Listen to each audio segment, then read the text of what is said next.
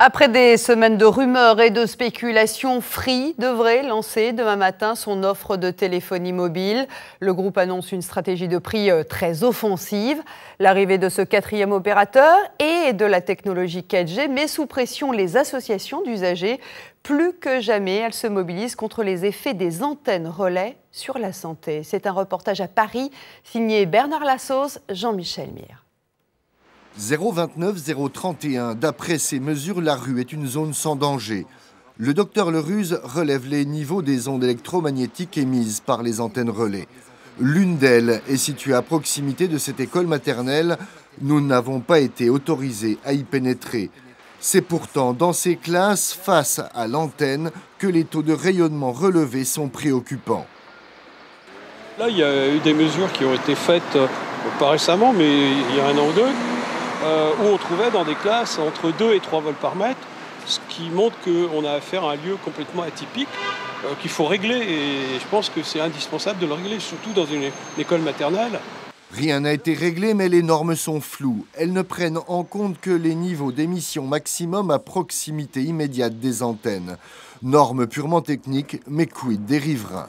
Oula, j'aimerais vraiment pas habiter là. C'est vraiment très près des antennes.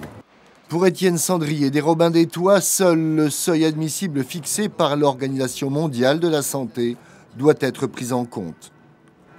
La question est d'avoir une réglementation qui permette de conjuguer la technologie et la santé publique. Donc les scientifiques les plus en pointe sur le sujet, qui sont en général pas liés à l'industrie, nous disent que c'est à 0,6 volts par mètre qu'on n'a pas de problème constaté sur la santé.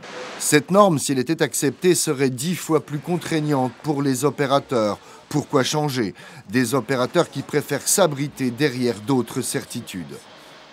Au-delà de la distance de sécurité qui est d'1 mètre environ, il n'y a absolument aucun risque identifié. C'est ce qu'ont rappelé encore récemment les autorités sanitaires de façon très claire.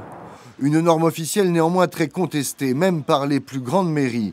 Principe de précaution mis en avant, elles entendent imposer leurs conditions. Nous mettons à l'heure actuelle un avis défavorable sur toute implantation de nouvelles antennes tant qu'il n'y aura pas eu de renégociation de la charte et de discussion autour du seuil de 0,6 volts. L'arrivée d'un nouvel opérateur, l'introduction prochaine de la 4G cristallise les oppositions. Face à l'enjeu économique, on ne peut oublier le risque sanitaire. Les images que vous allez voir à présent ont déjà fait le tour du net.